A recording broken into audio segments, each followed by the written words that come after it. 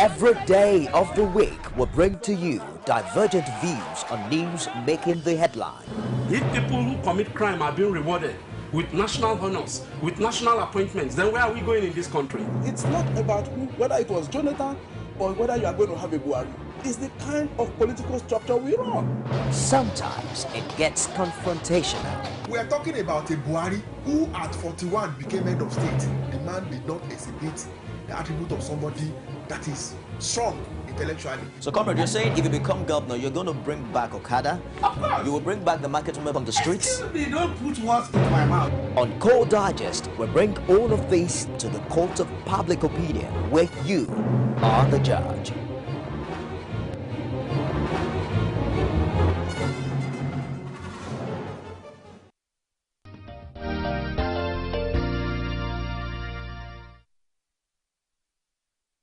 Welcome back. It's Core Digest Wednesday, exclusive to Core TV News. Thank you for joining us again. It's 9 days as we count down to the May 29 handover. And of course, on the papers yesterday, amazing stories. They say in the over 5 years that President Goodluck Jonathan has been presiding over the affairs of the country, that the federal government has borrowed 5.04 trillion naira from the domestic debt market. Lots of economic interpretations as regards to what that means for Nigeria. Of course, details of all of these coming from the DMO, and there are also lots of analysis talking about what exactly has happened over the years. Is that the highest that we're experiencing? What does it mean for the economy? What really also does it mean for Nigeria as a country? I'm joined on the show this morning by two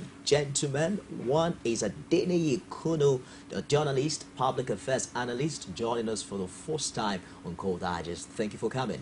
Well, I say thank you for having me. The studio looks good. Oh, good to hear and that. I hope we don't end up in verbal fisticuffs. Come on. Talking debt, talking owing. I see. I think it's a serious matter for the country to address. And if somebody says Nigeria is not broke, how come, as of the last time, over 470 billion naira was actually borrowed to pay federal government workers' salary? We'll get there. Right. Just a minute. Victor, hi. It's been a while. Good to have you join us yet again on Core Digest. My pleasure. Looking quite gentle as usual. Well, let me start with you, Victor. Yeah. You know, because when we talk about whether a man is owing or not, I want us to be as down to earth as possible for the sake of public education and enlightenment. You want to borrow to tell you, even Nigeria, they owe. I mean, everybody, it looks as if owing really isn't a true function of whether a person is broke or not. Relative to what we see on the papers, what are your thoughts as regards to this? let me just throw a question to you. Which country is the most powerful, or if you like, the strongest country in the world, if you like, economically? Answer that question. I know, I ask questions. No, I know. It's in the matter, it will push us forward. What country will come to your mind first? Probably the U.S. Very good. You know what happened in the last 1 or 2 years when the country got to a point where they either had to borrow or go bust? I don't know if you were aware. It has happened twice in the last 2 years or so. Well, I agree with you. You know, in that no, regard. just a minute. So they were either going to borrow or go bust, okay?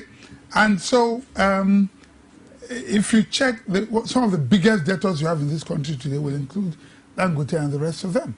You know, the MTNs of this world and the rest. To owe is not a crime. To borrow is not a crime. It is to borrow and refuse to pay, or not have the intention of paying back, that is a problem. As a matter of fact, accountants and economists will tell you that you need that to leverage.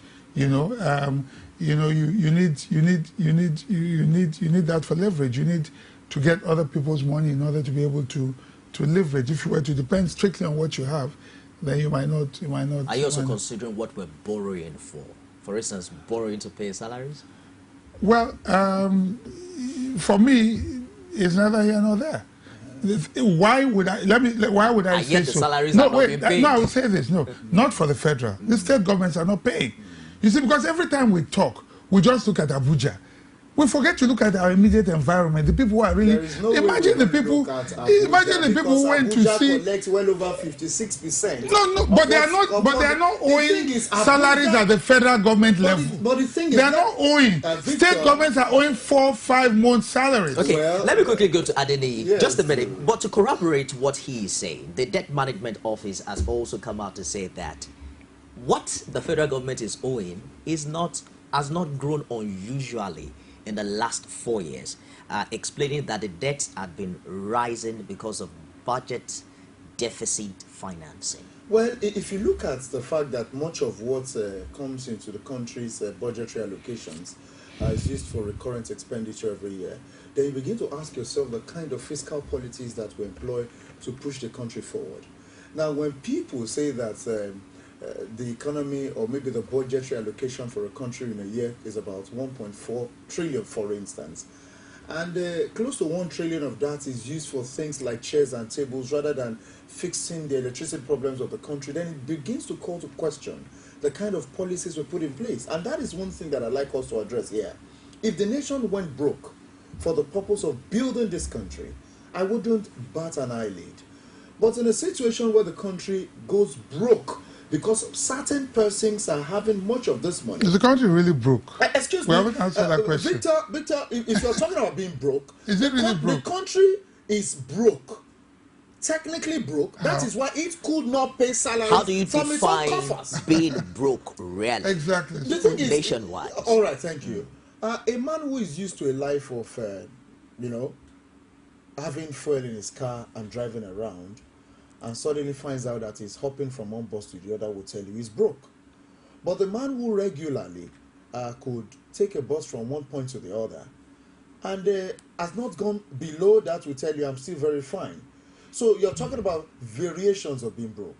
But Nigeria is a nation that should, at this juncture in economic history, be able to stand on its own in lots of areas.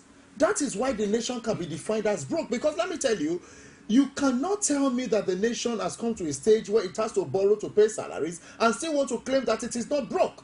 You should be able to pay the salaries of your federal workers from the money that has accrued from what you've generated. No matter what we earn at the moment, where somebody says maybe price of crude is at 50-something naira, maybe 60-something naira, that is like half of what we used to earn, I still think strongly that you should be able to pay your workers. If you're talking about other things, maybe, but not being able to pay your workers at first.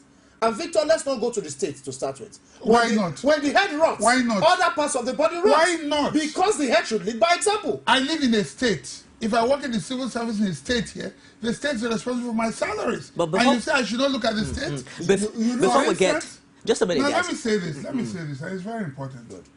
You see, the issue of salary is not... The issue of salary, to say that the country is broke because they borrow to pay salaries or whatever, for me, it's neither here nor there. I have placed it in context, Victor. I'm not arguing. Please. I just want to say something.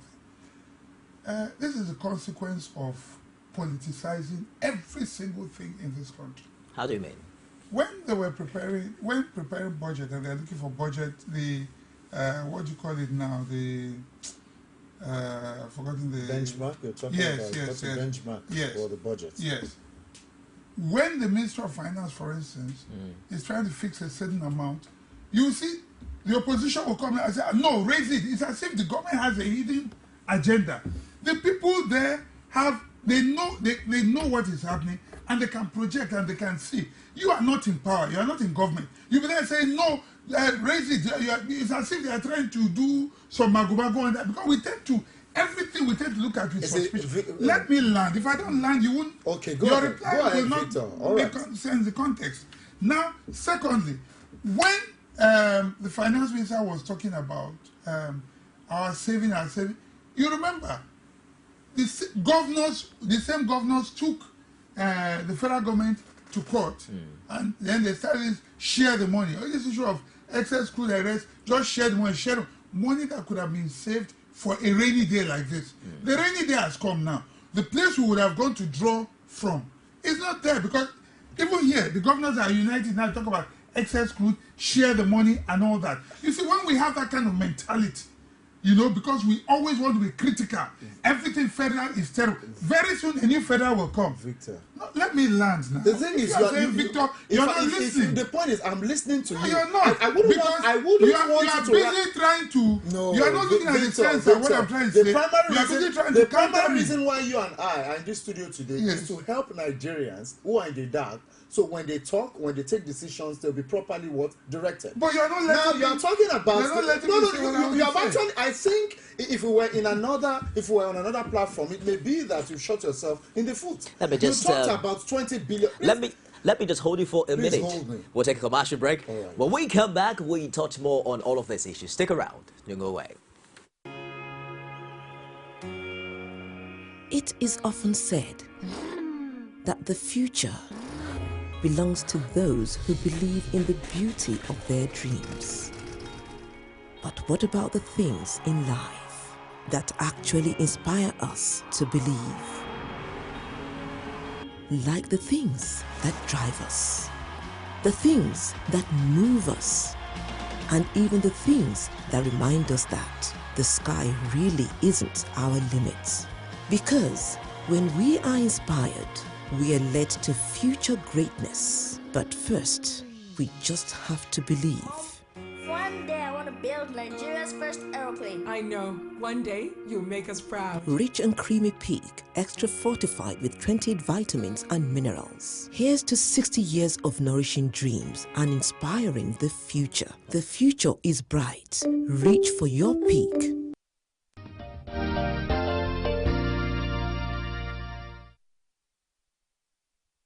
Welcome back. We're finding out whether Nigeria is broke or not on the show this morning, especially given statistics coming as we get some 5.04 trillion naira debt that has accumulated in the past 5 years under the President Goodluck Jonathan administration. Victor and Adeniyi, thank you very much for staying the course of the show. Just before you go on, Adeniyi, just before you go on, because I know you quickly want to react to that. But let's also put all of these in perspectives, because the Debt Management Office insist that all of the domestic borrowings were done in accordance with the mandate of the National Assembly. Will it not be too critical to put all of these blames on the shoulder of the presidency? Now, somebody could actually follow the right procedures to get money, but we're talking about where the money was actually deployed. The reason why we have this argument in this studio this morning is not the fact that they flouted the laid-down procedures for borrowing, or the fact that they've hit overboard in terms of borrowing, even if in certain quarters we feel uncomfortable with the repeated borrowings. But we're talking about how these funds have been deployed, and that is the thing that I'm hinging on in this studio. In the first place, I wouldn't want Victor's expression to just go unattended to. He talked about 20 billion United States dollars. Let me remind those who are listening now that the sharing formula they talked about at first stopped since 2013. And we're talking about that money from a particular month in 2013 up until April, that according to Rotimi Amechi has come up to $20 billion. What they are asking from Okonjo-Iweala is, could you for once tell us what has happened to the money they've been taking from what should have come straight to us within this period? That is one. Secondly, they really are concerned because this administration in 9 days will be history. Who do we expect them to give accounts to if they are no more in office? These are concerns, and these concerns are really normal. But the response from Okonjo-Iweala is, we really relate with your commissioners of finance. There is absolutely no need for you to be agitated. But I still believe that the governors are the superiors of the commissioners of finance. And if the commissioners of finance have not deemed it fit to ask about what they take from the accounts where the governors sit on top, I think it is not out of place to ask. Victor, are these concerns credible? As far as I'm concerned, I hope, and I'll tell you why. He just said the reason why. These commissioners meet every month, you know, and that is where, if you like, they or share the share the money. They share because they need to share. Exactly, not a problem. Now, if as a governor, all this while, you're not asking your commissioner what's going on, I wonder what. I don't know if Amechi is looking for pension or some sort of he'll get it money anyway. No, well, he will get it. When I say so, I'm just talking about some sort of money as he's leaving office, and I think he should forget it. Nobody's going to give me 20 billion naira now at this last minute. One thing we must realize that government is to continue. Even the commissioners who are appointees, when they leave, that's why you have the bureaucrats on ground, if you like, permanent secretaries, the directors, the civil servants are on ground. If there's any explanation that is required, in any case, even in preparing accounts and preparing reports, they're the ones that do it. The minister is not herself going to write a report. She will delegate it. This will that compile everything and put. Government is one continuous thing. The ministers and all the people that you are talking about will come and they will go. They are Nigerian citizens. They are not running anywhere. See, Victor, if there's anything to talk about, they will bring them and they will talk. 1 minute. The thing Amechi is talking about, he has been there all this while. He never spoke. Last minute now, people just throw things up in there. I'll give you a typical example, if you permit me. Go ahead. A certain senator was shouting not very long ago about shopping money. That I think it was supposed to be, they say maybe about the one from the excess the crude, that the money that was supposed to be accrued, that was supposed to accrue to them, was about, accrued generally was about 800 billion, and he was saying about they have only seen 300 billion, 500 billion is missing. And I said that, and when you look at it critically, that money, that subsidy money, is shared between the state, federal, and local governments. 49% goes to the federal government, 51% goes to the states and local governments. And the 300 he's talking about at that federal level is what he has seen. He forgets that the other 500 has been shared among the other people. And I'm surprised a senator of the Federal Republic is making such. You see, people just get up with half information. This is supposed to be a man. This one is missing. Every time somebody else come and explain to them like a school teacher. Because many of them just shout without, they just get emotional. They don't look deeply. Victor, you are not listening. You are busy trying to. The point is, this is not a debate. It is not a debate. I'm listening to you, but the point is, no, you're not this listening. floor is meant for you and I. So you're not listening. You are hearing. What is the difference between hearing and listening? My schooling when may you not be up to listen, that. Yes, when you listen, educate me on when that. you listen, your brain is actively involved. When you hear, only your ear. Every part could be of me noise is all actively over. involved. Just a minute, guys. Adeni, let me just bring you in here. Let's talk about the concept of borrowing and how it relates to governance. Because if I understand Victor well, he's trying to say that borrowing is not only limited to what the PDP has done over the years. For instance, there's a statistics here that shows as of December 31st, 2014, when the debt figures were last segregated, you have the state's component of the nation's external debt profile staying at 33.63%, while the federal government's component stood at 66.37%. Lagos topped the position, was on the leading role, with about $1 billion or $1 trillion debt, topping the list of the most externally indebted states. It was followed by Kaduna, Cross River State, Edo, and Ogun State. Many people have questioned over the years that is borrowing significant in developing a state or a country, so to speak? Because even for the APC-led states, that has been their focus over the years. For me, let us understand that fiscal policies and operations see borrowing as one of the ways in which you could run your administration. And it is something that has always been like that, because they believe that cash-based systems are not the best, especially in the 21st century. So in your capacity as a state, you should be able to leverage your strength and be able to, harness certain things and make it to your good use. And that is what I believe they've done. But you see, having said that, let us look at the areas where these monies have been deployed. Let us look at Lagos State, the most indebted of all the states. You could look around and see what we would call positive replication of what we expect in states that borrow, or something that is more or less in sync with what they've taken the money for. But if you look at some other states, we have found these things absent, and that is why we are concerned here about borrowing. Please let us understand. What do you borrow for is the issue. And do not forget that the reason I and Victor are having issues is about the fact that when you borrow, how properly appropriated has this borrowing been? Talking about borrowing to pay salaries, I will repeat it time and again, it is an anomaly of the highest order. If you borrow to build bridges, you borrow to fix potholes, you borrow, we could still more or less wink and say that's not the best because there are other things you could deploy to. Now let us look at electricity as one major infrastructure of the country that has been set back. $40 billion have been plunged into that, and so far so bad, Nigerians are in darkness. Let me say this again, that the administration preceding this Jonathan administration was a PDP government. Obasanjo administration spent between 16 and 19 billion. Much of that money was borrowed. To do what? To finance certain projects that is believed to turn Nigeria's electricity problems around. If you look at the Jonathan administration, another gross financial misappropriation happened where the government of Jonathan, this same government, actually sold NEPA, converted it to PHTN, to who? The generating companies and the distribution companies, and now gave Nigerian taxpayers money again to them to finance. I have never seen where somebody does such terrible business inside Grove to become a man.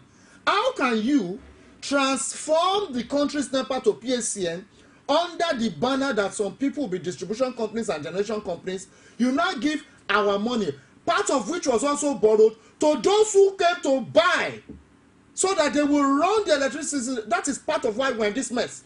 Isn't that what privatization is all about? Privatization is about converting, it's about managing for the bank. It's not about giving the country's money to those who have come to buy. How can you be the one giving money to them? Whoever wants to do business with Nigeria should be financially solvent enough to come into the country and say, hey, we have $1 billion and we want to use this to revamp the sector. They did the same thing in Kenya. It worked superbly. Who were the people that took it over?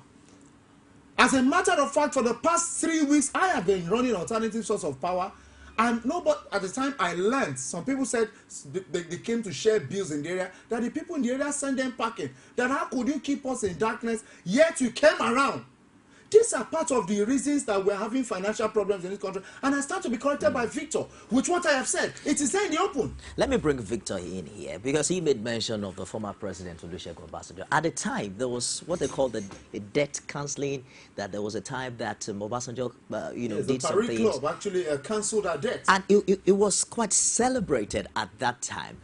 Are we looking at a situation whereby the nation is back where it used to be? And what exactly is the implication of being indebted to? I said it earlier on. When that was done, it was cancelled again when the governors decided that every money that comes you cannot save, you should just share it. What's the purpose of keeping money for a rainy day when, the argument for me was just, we're paying dearly for it right now. You understand what I'm saying? Yes, that was done. But the same people that did it also said we should start saving. And people said, no, why are you saving? And then we began to get people, newspaper, people talking through the media and all that. Yes, share the money. Why are you saving money when Nigeria, blah, blah, blah, blah, and all that. A day like that has come today. The Americans, who are our biggest importers of oil, have discovered shale oil. And they are now, in fact, they don't need your oil anymore. But what really, Victor? And then the price of oil has dropped so badly, even your projections have been made useless. So if you borrow to pay salaries, because there are shortfalls, you understand? And in any case, labor is a critical part of what do you call it now? Economic policies and processes. So labor is also critical, because you cannot say, oh, because you want to build bridges, you don't pay people's salaries. I don't think it's right. You understand? So as much as you build the bridges, you also take care of the people that build the bridges. You understand what I'm saying? So to pay salaries, I think it's responsible. Because when you pay salaries, you multiply money in the economy. And you don't see anything wrong in borrowing to pay salaries? I don't see anything wrong with it. Well, I also feel strongly that the reason why we have to borrow to pay salaries is because over the years we have refused to explore our other revenue sources. Nigeria has the highest number of columbite deposits. If you go to Ondo State, you'd have that. In the world, we have not or hardly explored that potential, natural potential that the country has.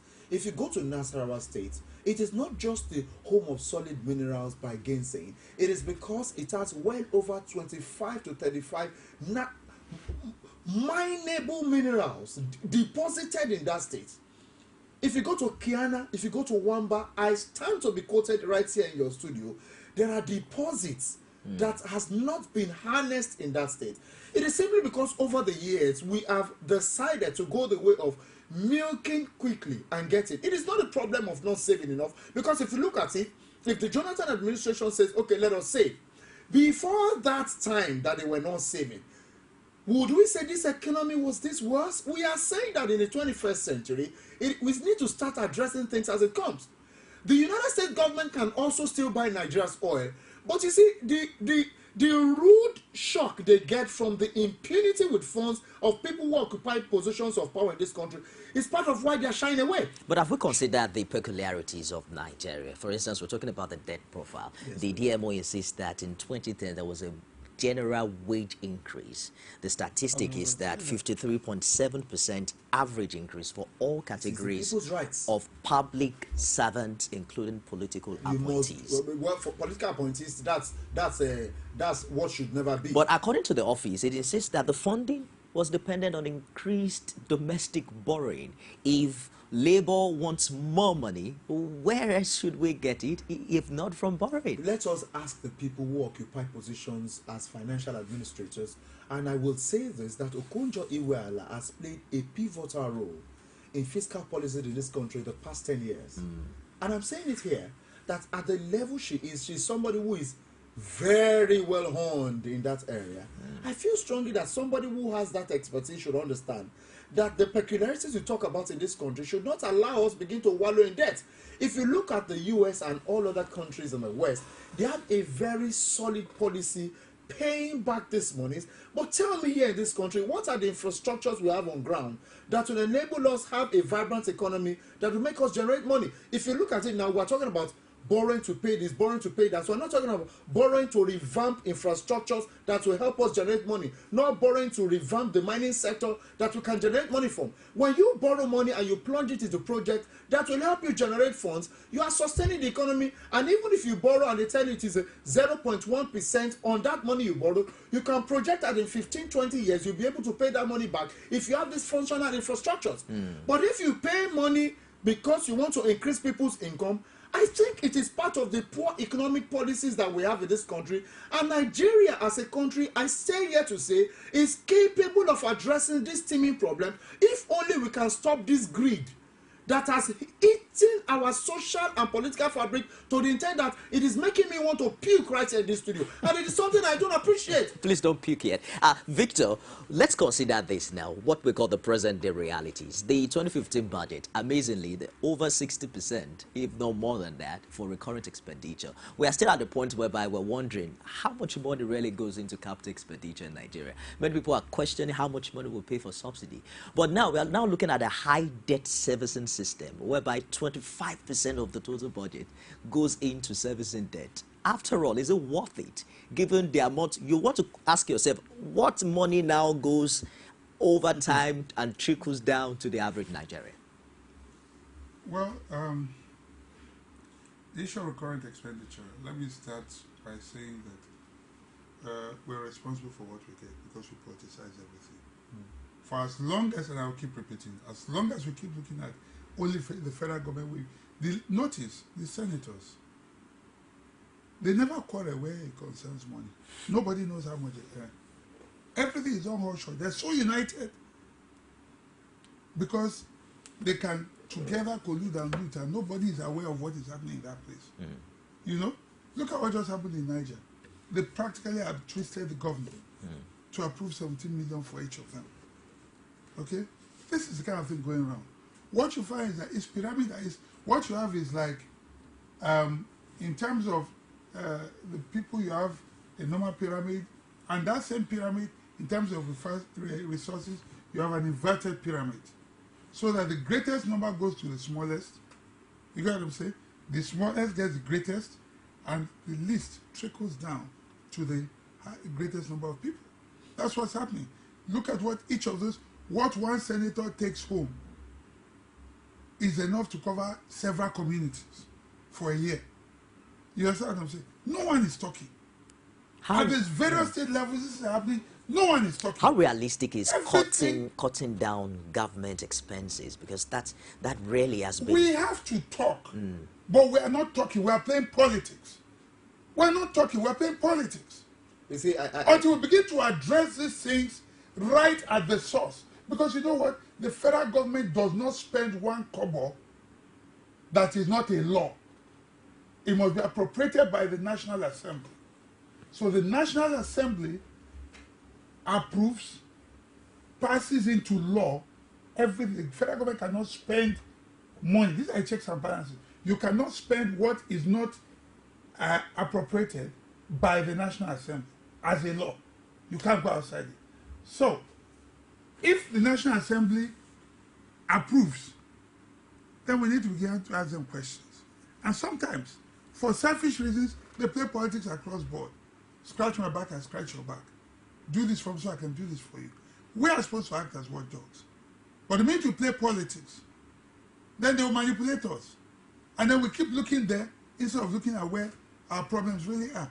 The people of Niger right now, they are looting their state. They cannot talk. Everybody keeps looking at center. Very soon center will change. And let us see whether we'll continue looking at that. Because Buhari is obviously coming with plenty of goodwill. You understand? So maybe, hopefully, they will stop looking at center and they will start looking at the immediate environment and start looking at the people who affect us the closest. We can as well start looking at the way out of what you have described as a major mess, because the outgoing administration seem to have a reason backed by the law for all the borrowings they've made in the past 5 years. There are people who are talking about cutting down government expenses, the role the National Assembly has to play. There was this Orosai report that talks about duplication of duties by ministries, agencies, and parastatals. What do you see the incoming administration?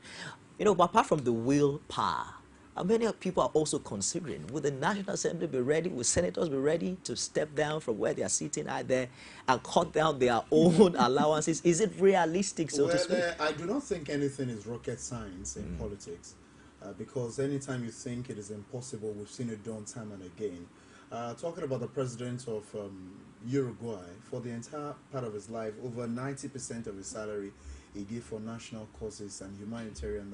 Yet there are people in his country who do not dig his style. Well, they didn't do that, but of course he has a legacy that has worked for him. Mujica, that is his name. Now I want to talk about the role of the Salaries and Wages Commission here, because it must be told that if the various arms of government and agencies and parastatals really are made to function, some of the things that we just have operate like lawless incidences wouldn't happen. Now, I want to talk here about the role of the Salaries and Wages Commission. There are certain things that they can do if these people indeed are public servants. They are serving the public. And I think strongly that that is why Nigerians themselves, as Victor rightly said, really need to start talking. For instance, in Niger State, 17 million for over, let me say, well over like 30 senators. You can begin to take your count and know how much that's House of Assembly. So you can begin to take your count on how much that money is. So what I'm trying to say in essence here is, it is very realistic to do this. In the first place, Nigerians who form the crux of the critical mass can stand in unity to start with. That is the first. It is just unfortunate that many of them they've also eaten the bait and are now enjoying the juice of the carrots. That is why they can't talk. So if those who form the critical mass and are really the representatives of the masses can stand up to say, let us do this, I can assure you the same way we stood in 2012 against what would have made a mess of the country in terms of petrol in this country, is what we can still achieve. Nigerians think, many Nigerians still think they are powerless. They think that they are on the receiving end, and that is why some things will happen and will keep quiet. So now, those who form the critical few, a critical mass, can work in conjunction with Nigerians who also are willing to experience this change. And this also must come in consonance with the decision of those who occupy these positions. Because let me tell you, if a senator stays in office for the entire period, taxpayers' money gets used to take care of virtually all of their needs. Now, the 17 million we're talking about in Niger State is referred to as sitting allowance and welfare between the period of February to this time that we are 17 million. And these same lawmakers find it difficult, some are crying whole that they cannot pay 18,000 minimum wage. Only recently, Borno State is telling us that it cannot take care of internally displaced persons, that the National Emergency Management Agency should come to their rescue because it will take up to $20 million. That is talking about the impropriety that repeatedly perpetuates itself in government. And that is what we are talking about here, that it is not rocket science to tell them, starting from this state where I come from, that we need to know this. If they refuse, we shut the assembly. There are certain things you ask for. If you look at all the democracies of the world that have evolved, so that we are applauding them as reference points, there were times in history where they stood their ground and said no or no. Look at the nonsense happening in Burundi. Look at that nonsense happening. The Constitution says twice. You've done the first, you've done the second. Now you want the Constitution to be turned in your favor to do a third. And the people that you want to govern tells you, no way. Could you just now respect their opinion and leave? Victor, what are the political dimensions to all of this? Because people are wondering, what do we expect from a country where the governors are not in tandem with the coordinating minister of the economy, where the governors say this and then the position of the people up there is quite different? What impact or implication has this had thus far? Unfortunately.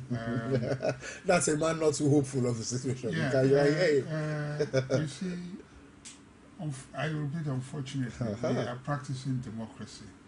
But it's still the best system of government where if the majority choose a thief or a Barabbas, so be it.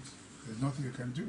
Or if they are able to manipulate their way into office and claim there is a majority, there's very little we can do. I'm happy with his last submission, because having put the searchlight on the states, you can see how terrible these things are. For once, you seem to have agreed with him. No, it's not that I disagree, but the thing is, if we don't start from our immediate constituency, this rot will go on for too long. For once, let us begin to ask these people around those questions. You understand? It's convenient for them, for us to look away, and they manipulate us. When you come and say, "Where's my?" I say, "No, look at Abuja." You understand? And then they keep looting us. They don't do what they're supposed to do. Now, the issue of your question, just the political dimension to all of this. Yeah, I will repeat what I've always said. Let us begin to look at things dispassionately. Forget, the minute people have been elected, forget parties. Look at things critically. Don't allow unnecessary emotions. How many people know how much comes to their local government in a month? In my state, there was something they used to do. The minister, coordinating minister used to do it some time ago, where she would publish how much goes every month. Yes, state. But I don't know if that is being done anymore. I haven't seen it. It's done in select papers. Okay. So, but I know that, for instance, what used to happen then some time ago was we used to have a pressure group that would look at my local government area and say, "Look, my friend, this is what came in. What did you do? What did you do with it?" You understand what I'm saying? For me, elites from different local government areas should begin to question their local government chairman should be accountable to them. And you begin to say, "Okay, my friend, yes, so much came. What did you do with it?" Otherwise, the local government, most times what happens is the money comes, they kill and divide, and then go and sleep till next month again. You understand what I'm saying? So we need to begin to ask questions from our immediate environment. We are holding everybody accountable, but we need to begin to ask questions. If we don't do it, and if the media is not alive, especially the media, unfortunately, has been seriously compromised. And I say so. Well, let me also add that local governments would never function if the sitting governors refuse to hold elections. You find out that for Lagos, I'm yet to see them have local government elections. I think that's about 2-3 years. That is part of the things that we experience that really jeopardize what we intend to achieve in terms of success in democracy.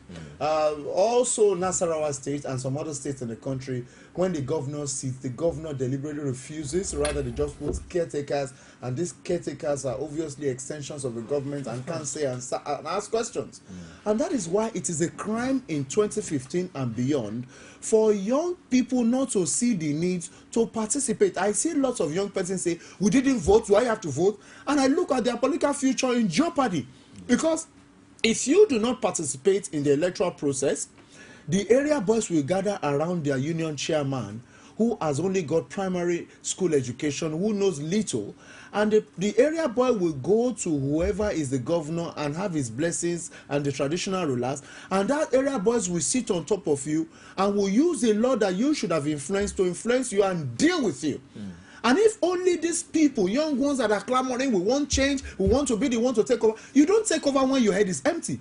And I tell people, old in the sense of old, let me say like 65, 70 and above, who are still very active on the political front are still there, because much of what they know, these young ones that are shouting woe, they don't know jack. Many of them don't know anything about the country. How do you want to be part of the system of change in your country when you don't even know nothing about your country?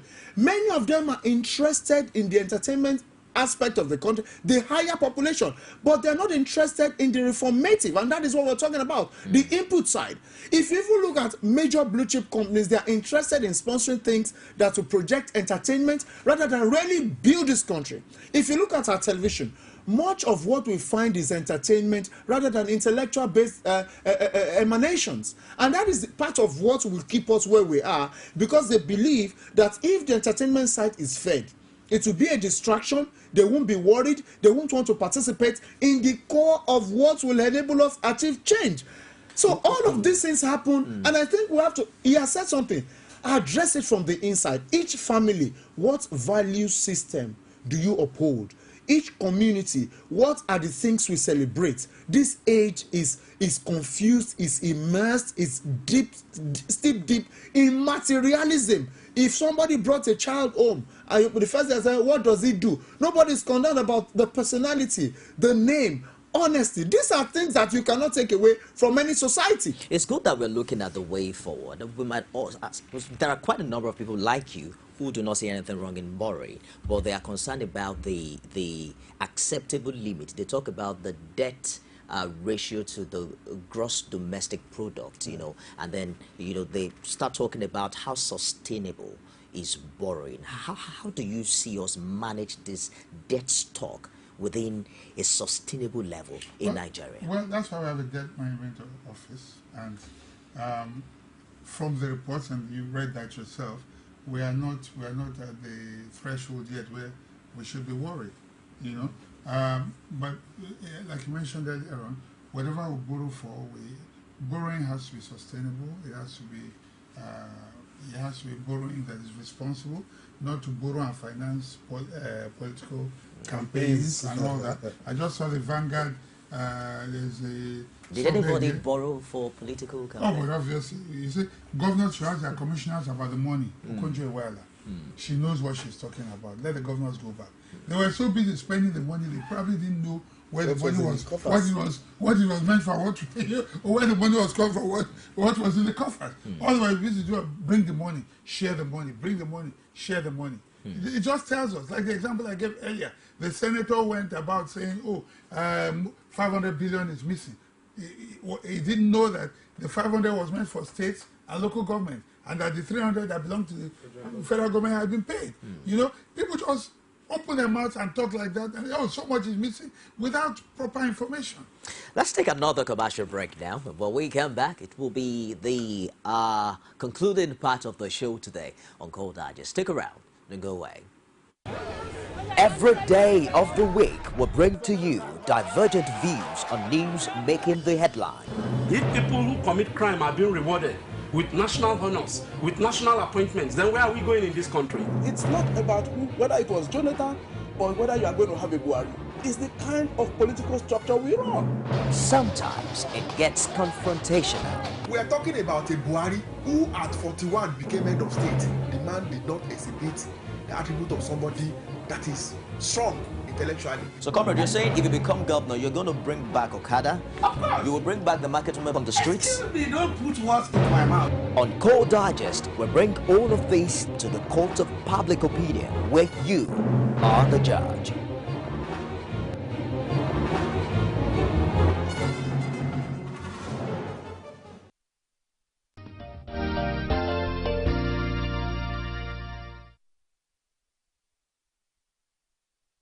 Thanks for joining us again. Nigeria is not broke. 9 days to go. It's amazing. The naughty is actually in capital letter and in a bracket. So I'm going to ask you again, Victor, as we're going to wrap up this show. Is Nigeria broke or not? Nigeria is not broke. How do you mean? We are still able to meet our obligations. Some state governments may be broke, but the country as a country is not broke. We have very responsible state governors who are not paying salaries, they're diverting money into other things. They can finance frivolities, but you saw a few of them go the other day to meet the president-elect to ask him to pay, to help them pay their salaries. Is the federal government paying salaries? No, federal government is not supposed to. Of course, federal government is paying salaries. As of when do you? Yes, and they're not owing. As far as I know, I stand to correct it. But the last one was delayed by about 4 or 5 days into the new month. I mean, 4 or 5 days. Oh, that's nothing relative to. But that's not a contract. I mean, see, the point is, no, really. I try to measure on the minor. No, the point you mentioned on. No, I am not. 5 months, and you're talking about 5 days. I am not, Victor. Oh, let us understand what Victor. No. Victor, no. Let us enlighten the public. Victor, hold on. Victor, hold on. You are poisoning the mind of the public. Not at all. Poison their mind. No, Victor. Go ahead. Victor, listen. Do it. You said play politics. Excuse me, Victor. Hold on now. Politics. No, Victor, hold on. You said that the federal government isn't owing. I agree. But I am saying that the federal government paid the last salaries 4 or 5 days into the new months. The contractual terms of the government are the His question is the federal government owing? Excuse me. Today, is the federal government owing? No. Excuse me. And the state government owing? Yes. Victor, 4 months, 5 months. Hold on. Play politics. No politics. Play politics. These are facts. The reason being that, let us look at it from the reverse angle.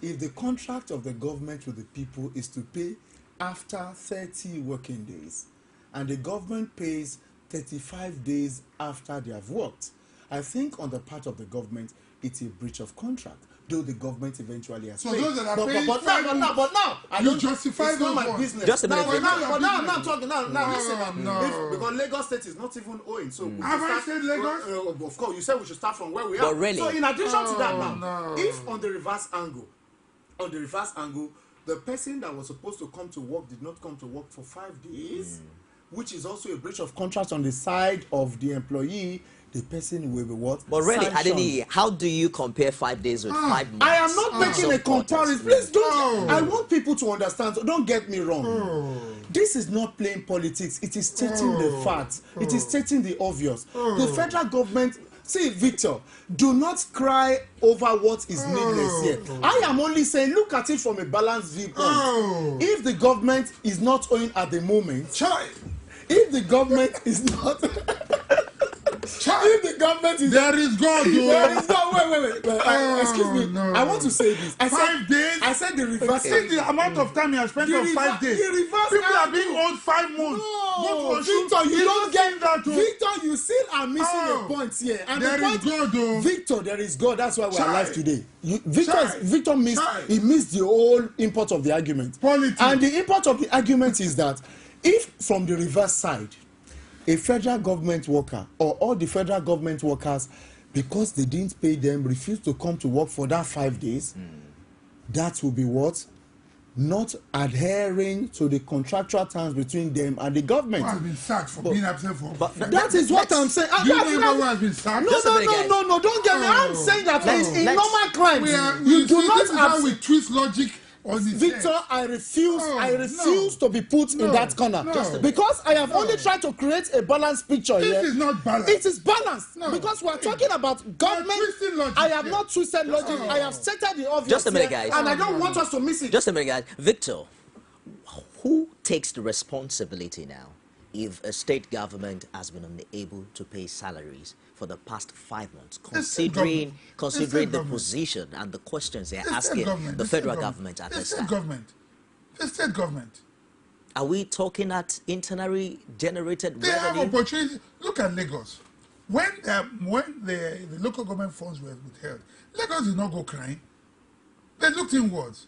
They braced up. But can you compare a place like Lagos with just Osun a State in the minute. area of how much they can generate from within? There are capabilities everywhere. Everywhere, please.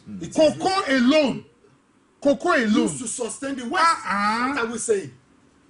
All right, let me come to you, Adeni. Is Nigeria broke or not? Nigeria is technically broke because it's been a while since I heard or learned or found out that the government actually had to borrow to pay salaries. So technically, Nigeria is broke. And I think the federal government has to brace up to be able to, as Lagos did years ago, harness our internally generating capabilities in terms of revenue so as to be able to fill in these holes that have been created. There is absolutely no economy in the world that is more or less insusceptible to such a situation as well, insusceptible to situations of this kind. It can happen anywhere. The United States, everywhere in the world, yes, of course. But we are saying that when we have situations of this kind, that is why we have think tank in the nation system. They are everywhere. When you employ them to do their jobs, they begin to help you channel the way to ensure that these things don't happen. Okonjo-Iweala said something after she borrowed over 470 billion for the salaries, that as a matter of fact, the stretch of the borrowing could get as much as over 800 billion, that is what the government should do. I don't think she should make people have hope in that light, that, okay, their salaries will be paid because we can still borrow. The government should begin to look at it. Do you know what I am saying in this country is that we always talk about fall in the price of oil.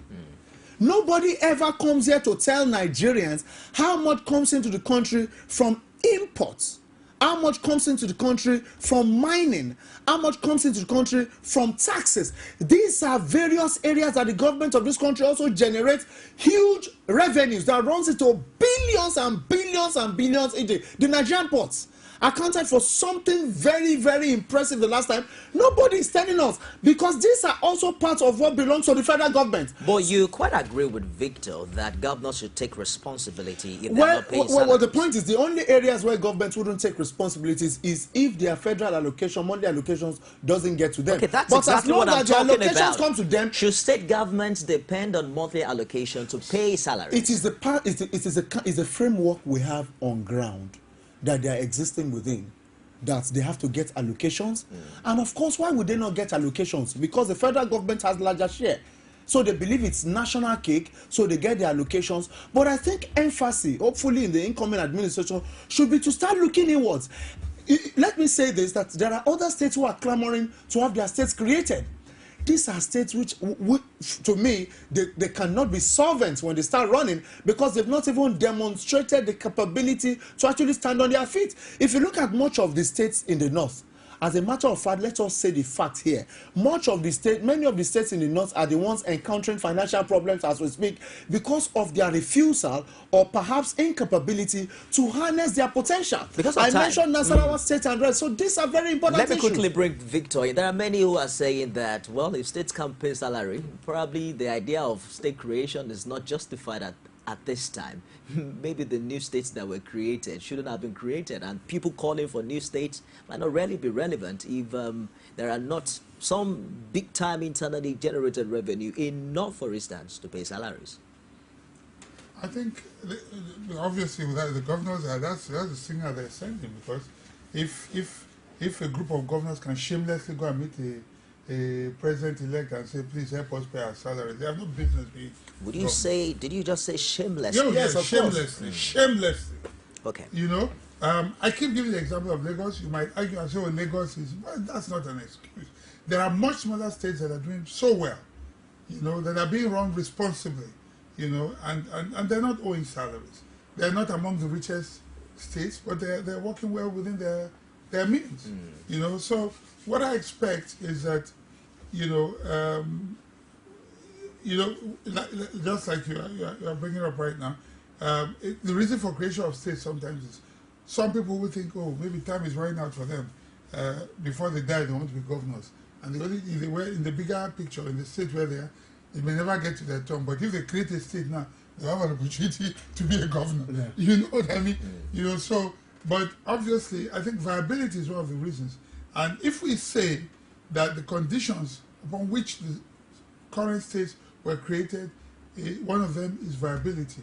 It therefore means that the governors will have bad managers of the economies of their state. I said it, maybe if they stop giving allocation to the states will do better. That's what happened in Lagos. If they must stop the allocation to states, then the government must also rework what comes to it. Because if the states are in the main responsible for the citizenry in their respective geographical locations, then why does the center have to have why must the center have a major chunk of the money that should go to the states? Thank you, gentlemen, for finding time to come today. I've been speaking with Adeniyi Kunu. He's journalist and a public affairs analyst, quite passionate. Oh, Thank of you course. very much for I'm finding time to come. Nigerian to the bones. And Victor Hai, I heard there is God thing. Thank you very much, guys, for finding time to come. We'll take a break now. I'll be joined again by Omotayo Alo, and we'll wrap up the show. Stick around. Don't go away. Every day of the week will bring to you divergent views on news making the headline. If people who commit crime are being rewarded with national honors, with national appointments, then where are we going in this country? It's not about whether it was Jonathan or whether you are going to have a Buhari.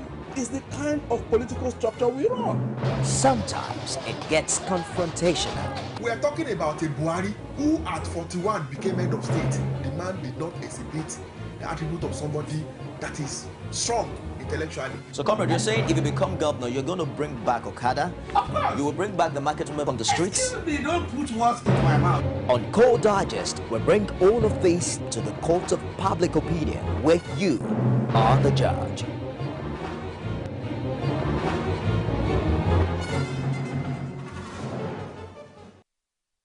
It is often said that the future belongs to those who are inspired to dream.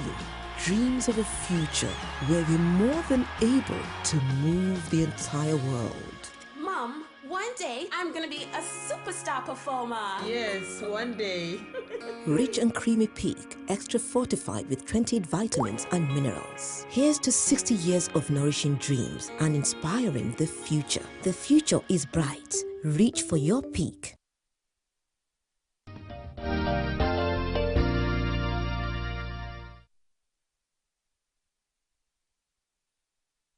Thank you for staying with us on Core Digest. And what a quite interesting a discussion segment, wasn't it? Yes, Mifemi, you, in fact, I must really commend you. How did you cope in the hot room? I think I got a headache or something. Oh. I got a headache and then I couldn't stop laughing. Seriously, but you know, it's interesting that as individuals, you have your own opinion. That's right. And of course, they both expressed what they strongly believe in. But at the same time, we just have to look at the fact of what Nigeria is at this point, owing to the fact that we owe a lot of debt, and considering the fact that a new president is coming in to sit on the affairs of Nigeria. So one in his shoes will be wondering how he's going to cope from this time and forth. Well, it was a good job. It was a nice show because I particularly enjoyed.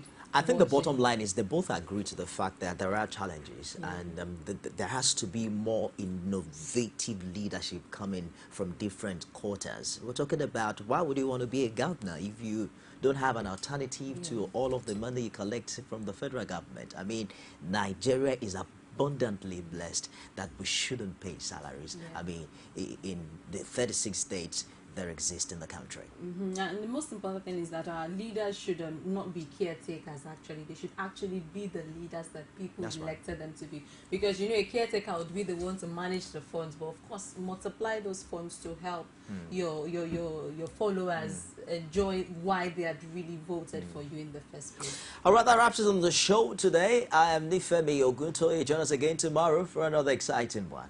And I am Omotayo Alo. Thanks for staying on the show. I hope you enjoyed every bit of what we brought to you. Do well to join us next time.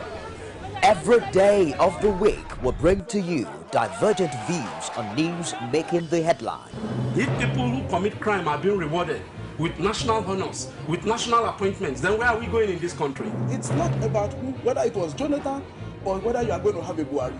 It's the kind of political structure we run. Sometimes it gets confrontational. We are talking about a Buhari who at 41 became head of state. The man did not exhibit the attribute of somebody that is strong intellectually. So, comrade, you're saying if you become governor, you're going to bring back Okada? Of course. You will bring back the market women on the streets? Excuse me, don't put words into my mouth. On Core Digest, we bring all of this to the court of public opinion, where you are the judge.